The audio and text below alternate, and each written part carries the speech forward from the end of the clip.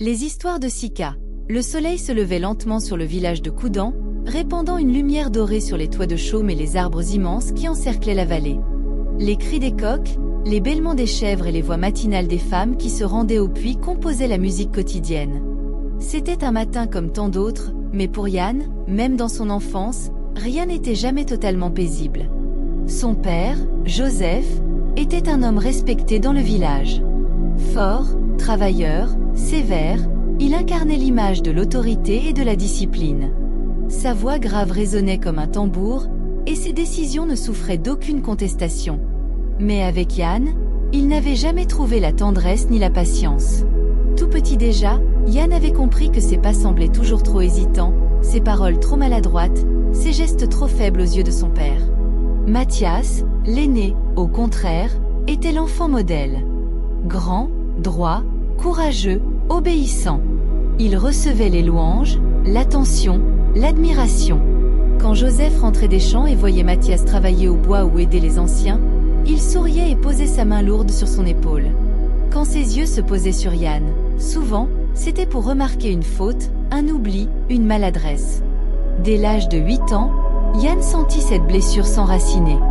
Il voyait le sourire de son père réservé à Mathias et le froncement de sourcils réservé pour lui. Chaque repas devenait une épreuve. Quand Joseph demandait « Qui a laissé la porte ouverte ?», Yann savait qu'avant même de répondre, les regards se tournaient vers lui. Quand une jarre d'eau se brisait, même si c'était le fait du vent ou d'un animal, son père levait la main et frappait Yann. Ces humiliations quotidiennes forgeaient en lui une colère sourde. Il passait des heures à marcher seul dans la brousse, murmurant à voix basse « Pourquoi ? Pourquoi pas moi ?» Il lançait des pierres contre les troncs d'arbres, frappait le sol avec un bâton, comme pour évacuer cette rage qui grandissait. Un soir, alors qu'il n'avait pas encore 10 ans, il surprit une conversation entre son père et un voisin. Joseph disait « Mathias sera un grand homme. Yann, je ne sais pas. Il est faible. Il n'a pas la force du sang. » Ces mots restèrent gravés dans son cœur comme une brûlure. « Je n'ai pas la force du sang », répéta-t-il en lui-même, les dents serrées. Dès ce jour, il jura de prouver le contraire, mais son serment n'était pas né de l'amour, mais de la rancune. Les années passèrent. Yann grandit, mais cette plaie intérieure ne guérit jamais. À l'adolescence, il développa un caractère rebelle. Quand Mathias obéissait, Yann discutait. Quand Joseph ordonnait, Yann ricanait ou traînait les pieds. Plus son père le punissait, plus il s'endurcissait. Dans le village, on commença à le voir comme l'enfant difficile, celui qui répondait aux anciens, celui qui préférait la solitude aux travaux collectifs. Pourtant, Yann n'était pas seulement en colère. Il avait aussi une curiosité brûlante, un désir de comprendre ce que les autres ne voyaient pas. La nuit, il écoutait les histoires des anciens sur les esprits, les ancêtres, les malédictions et les bénédictions. Alors que Mathias s'endormait vite, Yann restait éveillé, le regard brillant, buvant chaque mot. Mais chaque fois qu'il posait une question à son père, Joseph le repoussait. « Tu poses trop de questions, garçon. Obéis, travaille, et c'est tout. » Cette soif de savoir se transforma en un chemin secret. Yann commença à approcher discrètement les vieux guérisseurs, les conteurs, les solitaires du village.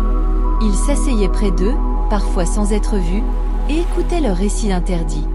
Peu à peu, il découvrit qu'il existait un autre monde derrière celui que tout le monde voyait. Un monde d'ombre, de forces invisibles, de pactes scellés avec des ancêtres ou des esprits. Ce monde l'attirait, car il lui donnait une promesse, celle d'une puissance que ni Mathias ni Joseph ne pourraient lui voler. Mais tout cela, il le gardait en lui. En surface, il n'était que le fils frustré, le frère jaloux, le garçon que l'on montrait du doigt. Mais au fond, une graine noire avait déjà germé, et elle n'attendait qu'un événement pour grandir et recouvrir tout son être. Les années s'écoulaient, et le temps, implacable, pliait même les plus solides. Joseph, autrefois robuste comme un baobab, commença à montrer les signes de l'âge. Ses pas, plus lents. Sa voix, parfois entrecoupée d'une toux rauque. Ses cheveux, autrefois noirs comme la nuit, se teintaient de gris argenté. Pour le village, il restait un homme de respect. Sa présence aux assemblées avait toujours du poids. Mais à la maison, Yann voyait les fissures. Il observait la faiblesse qui s'installait, et au lieu d'y trouver de la compassion, il sentait une satisfaction étrange. Le grand Joseph n'était pas invincible. Mathias, lui, redoublait d'attention. Il épaulait son père au champ, portait ses charges, veillait à ses repas. Il passait des heures assis à côté de lui, écoutant ses conseils. Quand Joseph levait les yeux vers lui, il souriait encore, fier de ce fils qui incarnait son héritage. Yann, en revanche, gardait ses distances. Le soir, quand Joseph toussait, il ne se levait pas. Quand Mathias demandait de l'aide pour soutenir leur père, il répondait « Ce n'est pas mon problème. Lui, il ne s'est jamais occupé de moi. » Les voisins commençaient à murmurer « Pourquoi ce garçon parle-t-il ainsi de son père ?» Mais Yann s'en moquait. Dans son cœur, la rancune ancienne s'était transformée en un bloc de pierre. Puis vint le jour où la maladie cloua Joseph sur sa natte. Son souffle devenait court, sa peau moite, ses yeux perdus dans le vide. Le guérisseur du village passa, donna des herbes, mais secoua la tête en silence en sortant. Mathias, désespéré, s'accrochait à l'espoir. « Père, tiens bon.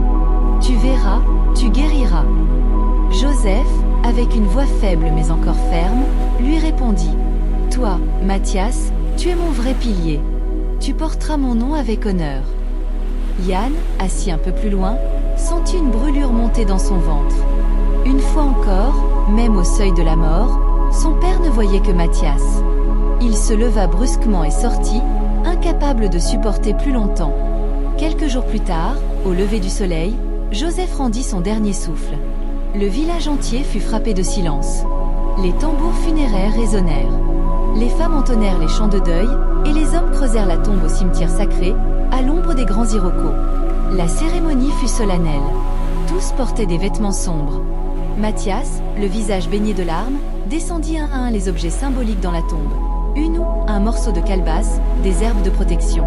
Les anciens récitèrent les paroles rituelles pour accompagner l'âme de Joseph vers les ancêtres. Tout le village participait, sauf Yann. Il restait en retrait, les bras croisés, le visage fermé. Certains pensaient que c'était la douleur qui le paralysait. Mais dans ses yeux, ce n'était pas la tristesse, c'était la rancune, déchaînée comme jamais. Lorsque la terre recouvrit la tombe et que les chants cessèrent, un silence solennel s'abattit. C'est alors que Yann s'avança. Ses pas résonnaient dans l'assemblée immobile. Tous le regardaient, pensant qu'il venait enfin rendre un dernier hommage. Mais arrivé devant la tombe fraîche, Yann cracha.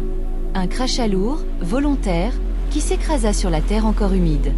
Un murmure horrifié parcourut la foule.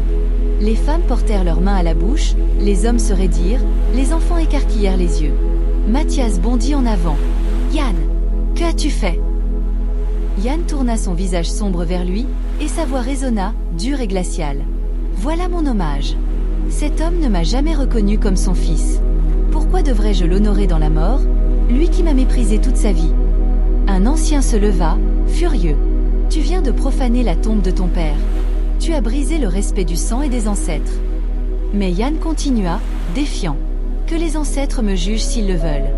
Moi, je ne plierai pas devant un homme qui m'a toujours considéré comme une honte. » Le silence était devenu glacial.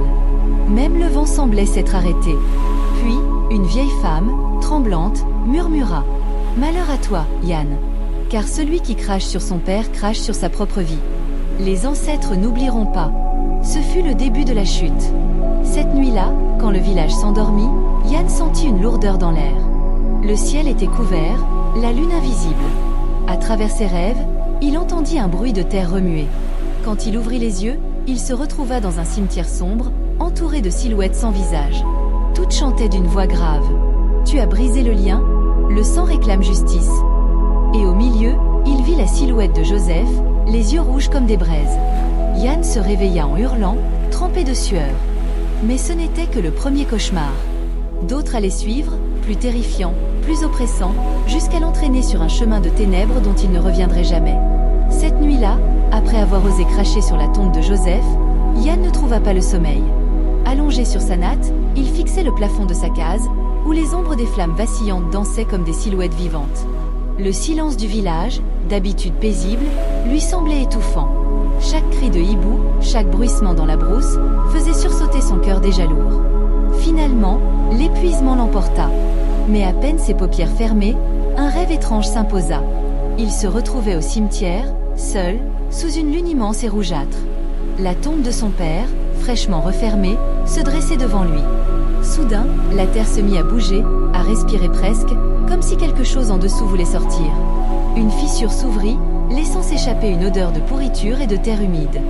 Des mains noires, squelettiques, jaillirent et s'agrippèrent au bord. Lentement, une silhouette se hissa, le visage de Joseph, mais déformé, les orbites vides, les dents serrées. Ses lèvres bougèrent, mais la voix résonna comme venue du ciel et du sol en même temps. « Tu as brisé le lien. Tu as craché sur ton sang. » Yann voulut répondre, mais aucun son ne sortit de sa bouche. Il recula, mais ses pieds semblaient enfoncés dans la terre. Joseph tendit une main vers lui. Au moment où ses doigts glacés touchaient sa poitrine, Yann se réveilla en sursaut, trempé de sueur. Son souffle était haletant, comme s'il avait couru des kilomètres. Il tenta de se rassurer, ce n'est qu'un rêve, juste un rêve. Mais au fond de lui, il savait que c'était plus. Les jours suivants, le malaise s'accentua. Le village, encore sous le choc de son geste, le regardait d'un œil accusateur. Les femmes détournaient leurs enfants quand il passait. Les anciens hochaient la tête en silence. Même Mathias, son frère, semblait ne plus savoir comment lui parler. Entre eux, un mur invisible s'était dressé. La nuit, les cauchemars revenaient, toujours plus terribles. Ce n'était plus seulement Joseph. D'autres silhouettes apparaissaient, des ancêtres anciens, vêtus de pagne blanc, les yeux flamboyants. Ils formaient un cercle autour de Yann et chantaient, d'une voix grave et répétitive. Le sang réclame son dû, le sang réclame son dû. Leurs voix se mélangeaient au tambour du tonnerre, au souffle du vent, au grondement de la terre. Yann essayait de fuir, mais ses jambes refusaient de bouger. Les mains invisibles l'attrapaient, le tiraient vers la tombe béante. Il se réveillait chaque fois au moment où il sentait la terre l'avaler. Rapidement, ses nuits devinrent un supplice. Ses yeux s'entourèrent de cernes noires. Ses mains tremblaient le jour. Il parlait seul, comme pour repousser les voix qui bourdonnaient dans sa tête. Un soir, Mathias entra dans sa case, inquiet. « Frère, tu ne manges plus. Tu as maigri, tes yeux sont rouges. Qu'est-ce qui t'arrive ?»« Rien. » grogna Yann, agressif. « Ce sont les rêves, n'est-ce pas? Je t'entends crier chaque nuit. »« Ce ne sont pas des rêves, Mathias. Père me poursuit, lui et les autres. Ils veulent me détruire. » Mathias blêmit. Il tenta de poser une main rassurante sur son épaule, mais Yann la repoussa violemment. « Tu ne comprends pas. Toi, tu étais son préféré. Toi, tu dors tranquille. Mais moi, je paie le prix de son mépris. » Mathias secoua la tête. « Non, Yann. Tu paies le prix de ton geste. Tu as insulté sa mémoire. Tu as réveillé des forces qui nous dépassent. » Ces paroles furent comme du feu sur une plaie ouverte. Yann bondit, les yeux brillants de colère. « Alors quoi? Je devrais ramper devant sa tombe? Demander pardon à celui qui ne m'a jamais donné d'amour? Jamais! Plutôt mourir que de plier. » Mathias, les larmes aux yeux, comprit qu'il ne pouvait plus atteindre son frère. Les jours se transformèrent en semaines, et l'emprise des cauchemars s'intensifia. Parfois, même éveillé, Yann voyait des ombres bouger dans les coins de sa case. Les jarres vibraient toutes seules. Le vent chuchotait son nom d'une voix glaciale. Une nuit, en buvant de l'eau, il vit son reflet trembler dans la calebasse comme si ce n'était pas le sien, mais celui d'un autre homme, aux yeux noirs et vides. Épuisé, il finit par aller consulter Togbé, le vieux devin du village. Sa case était remplie de statuettes, de crânes d'animaux, de poudre colorée, et l'air était saturé de l'odeur des herbes brûlées. Le devin l'observa longuement, puis dit d'une voix lente. « Tu portes une lourde ombre, Yann. Elle n'est pas venue seule. C'est toi qui l'as appelée. Alors aide-moi. Je n'en peux plus.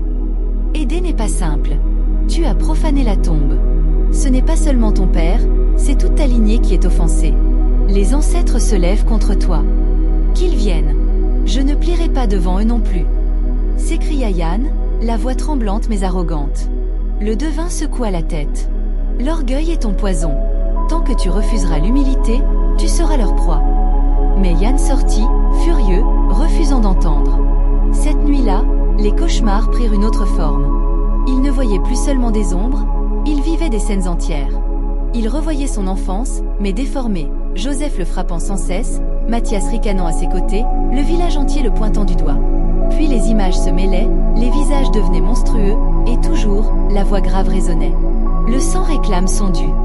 Au réveil, Yann était convaincu que ce n'était pas de simples rêves. Les esprits voulaient le briser. Mais plutôt que de céder, il prit une décision fatale. Il allait leur répondre, non pas par la soumission, mais par la révolte. Les nuits suivantes furent un supplice sans fin. Yann dormait à peine quelques minutes avant que les visions ne l'emportent. Il revivait chaque humiliation, chaque regard de mépris de Joseph, chaque sourire de Mathias à son égard. Mais maintenant, ses souvenirs se transformaient en ombres mouvantes, en voix qui murmuraient son nom, en doigts invisibles qui semblaient le frapper.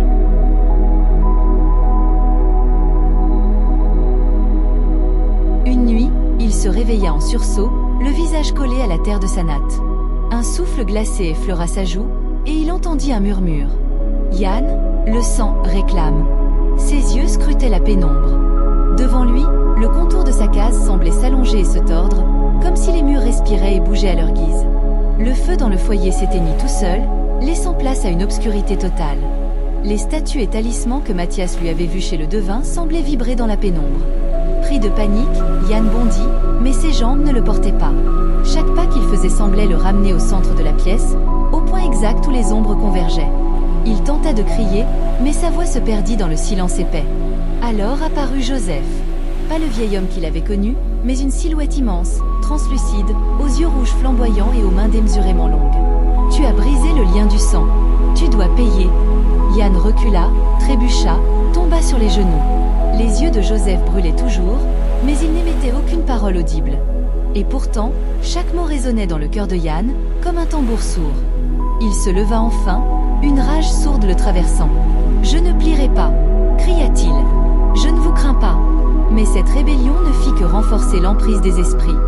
Les murs de la case se mirent à suinter une substance sombre, comme du sang. Des silhouettes d'ancêtres apparurent, toutes difformes et étirées, dansant dans une chorégraphie cauchemardesque. Le jour, le malheur continuait. Ces plantes dépérissaient, ces animaux mouraient, et les villageois lévitaient. Mathias essayait de l'approcher. « Yann, écoute-moi, dit-il en chuchotant. Tu dois retourner voir Togbé. Tu dois demander pardon. » Yann secoua la tête, furieux. « Je ne demanderai jamais pardon.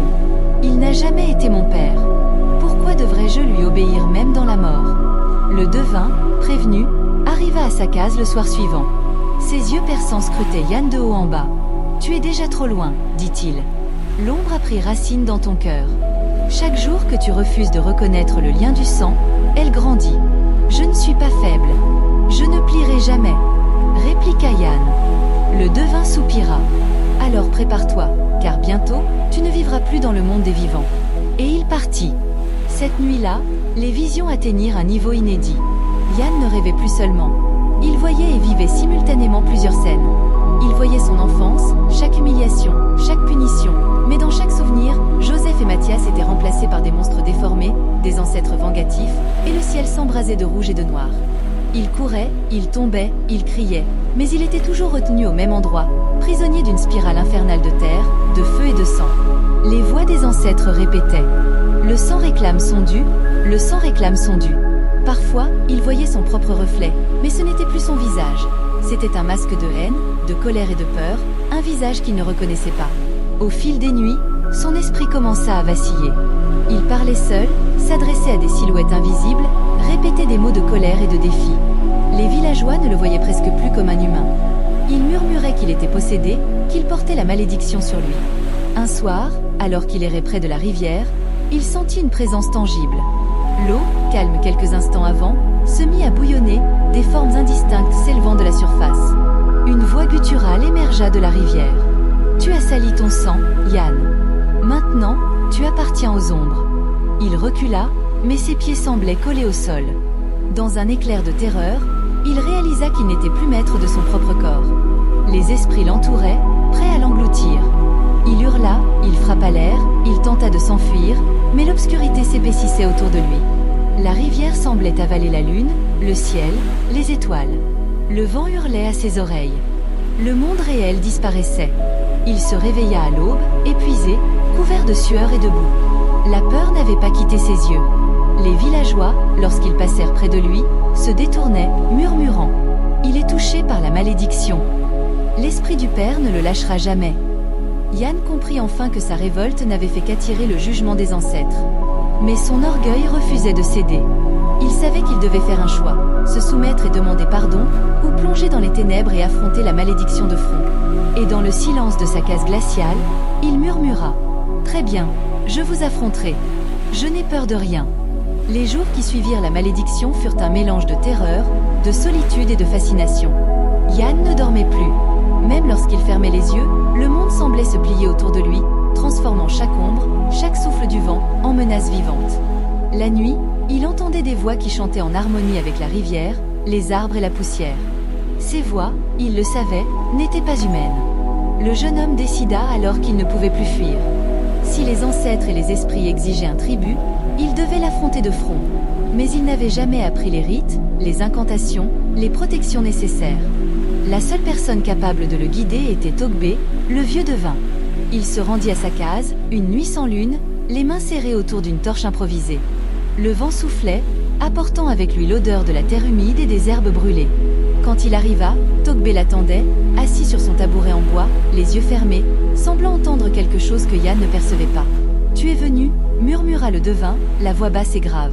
« Je sentais ton pas, la colère qui te dévore. » Yann s'avança, le souffle court. « Aidez-moi.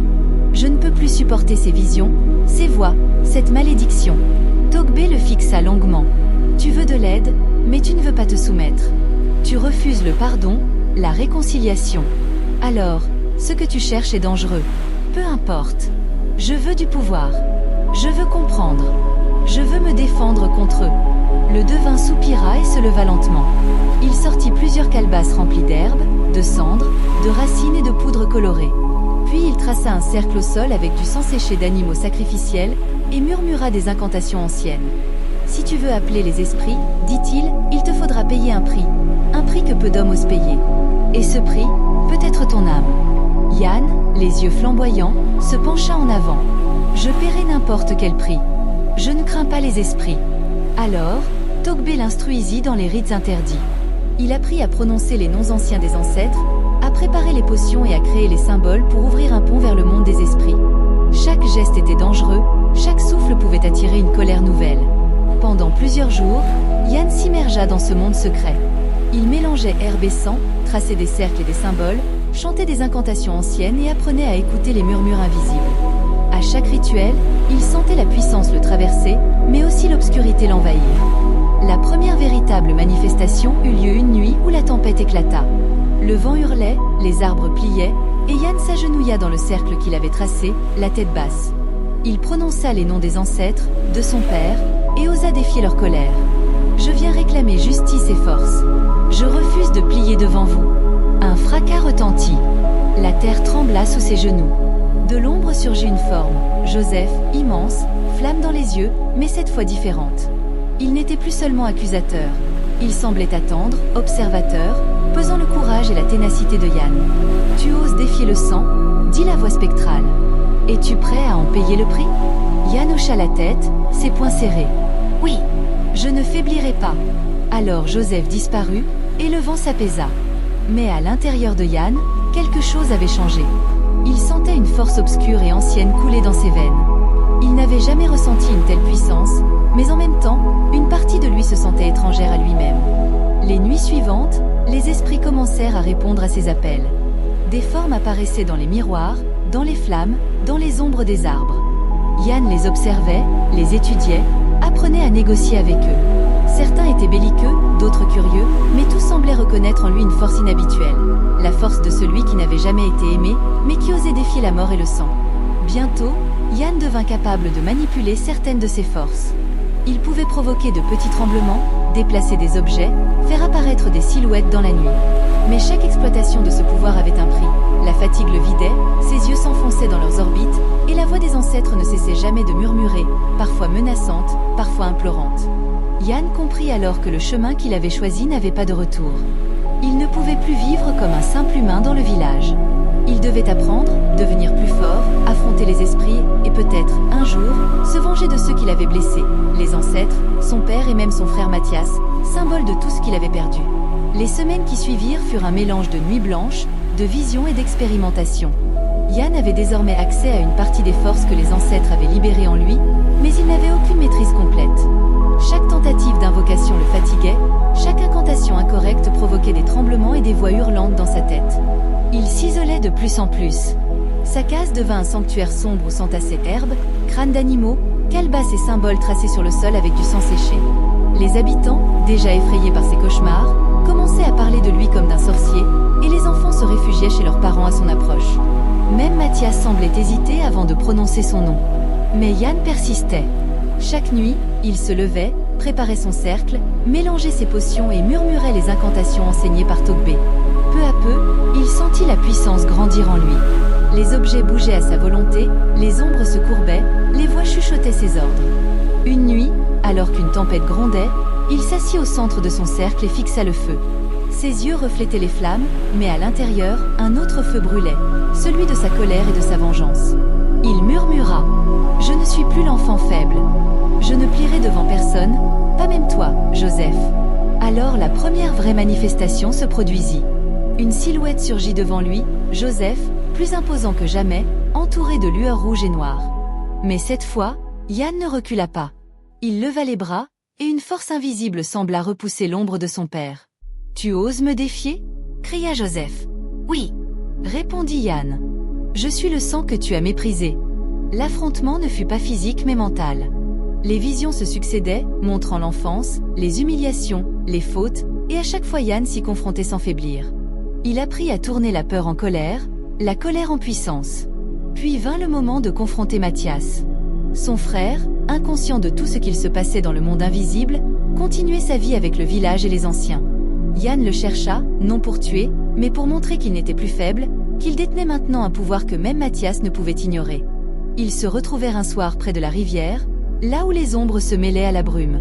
Mathias, inquiet, vit le regard de Yann changer, les yeux sombres et lumineux à la fois. « Yann, que t'arrive-t-il » demanda-t-il. « Tu ne me reconnais jamais, Mathias, jamais » murmura Yann. « Mais maintenant, je ne suis plus l'enfant que tu connaissais. » Il leva les bras, et l'eau de la rivière s'éleva, formant des spirales, des vagues qui dansaient autour de lui.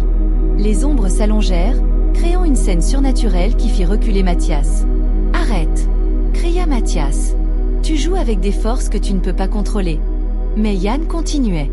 Il voulait prouver qu'il n'était pas faible, qu'il pouvait tenir tête aux esprits et aux vivants. La confrontation devint alors un duel de volonté, non seulement entre frères, mais entre l'homme et le pouvoir qu'il avait libéré. Les esprits eux-mêmes semblaient fascinés. Certains soutenaient Yann, d'autres avertissaient de la chute imminente. Il sentait la puissance dans ses veines, mais aussi la corruption, la noirceur qui le gagnait peu à peu. Il comprit enfin que chaque victoire sur les ombres et sur les vivants avait un prix. Plus il utilisait ses pouvoirs, plus il s'éloignait de l'humanité, plus il devenait un être à part, ni complètement mort ni vivant. Et dans cette nuit de tempête, tandis que l'eau tourbillonnait et que Mathias reculait, Yann réalisa une chose terrible. Il ne pouvait plus revenir en arrière. La route qu'il avait choisie était celle de la puissance et de la solitude. Il avait défié le sang, défié les ancêtres, défié son frère. Il avait brisé les chaînes de l'enfance, mais pour entrer dans un monde où la lumière et l'ombre se confondaient. « Très bien », murmura-t-il à lui-même, les yeux fixés sur la rivière. « Je marcherai dans cette ombre, et personne, pas même les morts, ne me fera fléchir. » Les semaines qui suivirent la confrontation avec Mathias furent un pur enfer pour Yann. Ses nuits n'étaient plus seulement hantées par les visions de son père ou des ancêtres. Chaque instant du jour portait désormais le poids de forces invisibles. Le vent semblait murmurer son nom, les branches se tordaient pour former des silhouettes inquiétantes, et l'eau des rivières reflétait des images qu'il n'avait jamais vues auparavant. Des milliers de visages, tous en colère, tous le jugeant. Mais contrairement aux premières fois, Yann ne recula plus. Il avait goûté à la puissance, et une part de lui s'y était accrochée. Il avait compris que la peur était une faiblesse que les esprits ne respectaient pas. Il devait être plus fort, plus rusé, plus audacieux. Togbé, le vieux devin, sentit que le moment était arrivé. Il se rendit une dernière fois à la case de Yann, les yeux remplis d'inquiétude. « Yann, dit-il d'une voix grave, tu touches maintenant à des frontières que peu d'hommes osent franchir. Ce que tu veux accomplir n'aura pas de retour. Si tu continues, tu ne seras plus simplement un homme, tu deviendras un pont entre le monde des vivants et celui des morts. » « Je sais, répondit Yann. Je n'ai plus rien à perdre. Ni village, ni père, ni frère. Mon sang réclame vengeance et reconnaissance. Je marcherai dans l'ombre et la lumière, et personne ne m'arrêtera. Le devin secoua la tête, Mais il savait qu'aucune parole ne pouvait désormais changer la volonté de Yann. Yann prépara alors la cérémonie la plus périlleuse qu'un homme puisse tenter. Dans un cercle immense tracé avec des herbes sacrées et du sang d'animaux, il plaça des calebasses contenant des racines, des poudres et des cendres. Il alluma des torchets et des feux qui dansaient comme des flammes vivantes. Chaque symbole tracé sur le sol brillait d'une lueur surnaturelle. Les ombres commencèrent à s'agiter autour de lui, formant des silhouettes mouvantes qui murmuraient à l'unisson. « Tu cherches la puissance, tu cherches le sang, tu cherches le sang. » Yann leva les bras et commença les incantations les plus anciennes.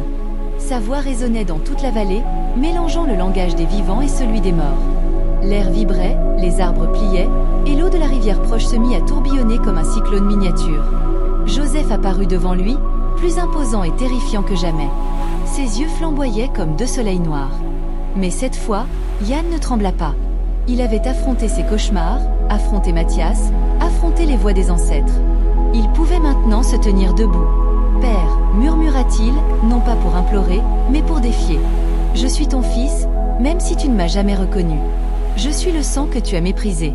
Aujourd'hui, je réclame ma place. » Joseph ouvrit la bouche, et une explosion de lumière et d'ombre en jaillit. Les esprits, tous, hurlèrent, les silhouettes tourbillonnant autour de Yann comme une tempête. Et pourtant, le jeune homme ne faiblissait pas. Il absorbait cette énergie, la transformant en force. La cérémonie devint un duel entre Yann et les ancêtres. Les arbres tremblaient, les rivières débordaient, les oiseaux fuyaient en masse. Chaque incantation de Yann repoussait les esprits, mais chaque mouvement des esprits testait sa volonté. Il vit Mathias au loin, impuissant, le visage tordu par l'inquiétude. Yann ne pouvait plus faire marche arrière. Sa révolte, sa vengeance, sa puissance se mélangeaient. La frontière entre le monde des vivants et celui des morts s'effaçait. Il ne savait plus s'il était homme ou esprit, mais il sentait enfin un pouvoir qui dépassait tout ce qu'il avait connu. Les ombres commencèrent à former un portail, un vortex qui aspirait lumière et ténèbres. Yann y entra, volontairement, et sentit le sang de son père, de ses ancêtres, et le sien même se mêler dans une énergie pure et terrifiante. Il hurla, non pas de peur, mais de triomphe. « Je suis Yann !» hurla-t-il. « Je suis le sang qui refuse de plier. » Le portail éclata en 1000 lumières et en 1000 ténèbres. Les esprits furent repoussés, et une voix grave et solennelle résonna dans toute la vallée. Enfin, celui qui a défié le sang, celui qui a bravé les ancêtres, prend sa place. Yann tomba à genoux, haletant. Il avait franchi les limites du monde humain. Il sentait les forces de l'ombre et de la lumière couler en lui, une puissance totale, mais terrifiante. Il avait survécu. Il avait gagné. Mais il savait que rien ne serait plus jamais comme avant. Au matin, le village entier sentait la différence. Les vents étaient plus calmes, mais un silence pesant régnait. Yann sortit de sa case, marchant avec une aura qui intimida les vivants et impressionna les esprits. Les animaux le suivaient d'un œil inquiet, les rivières semblaient onduler à son passage, et même Mathias se tenait à distance, partagé entre admiration et peur. Yann avait payé le prix de sa rébellion. Il avait acquis un pouvoir immense, mais il était désormais seul. Personne ne pouvait comprendre ce qu'il avait traversé. Les ancêtres avaient reconnu sa force, mais ils ne l'avaient pas libéré. Il devait désormais marcher entre deux mondes, porteur de la puissance des vivants et des morts. « Très bien », murmura-t-il à lui-même, le regard fixé sur l'horizon. « Le monde est à moi, et je ne plierai jamais. » Ainsi s'achevait la grande ascension de Yann, le jeune homme qui avait défié son père, défié les ancêtres, défié son destin, et qui avait émergé transformé, à la frontière de l'homme et de l'ombre.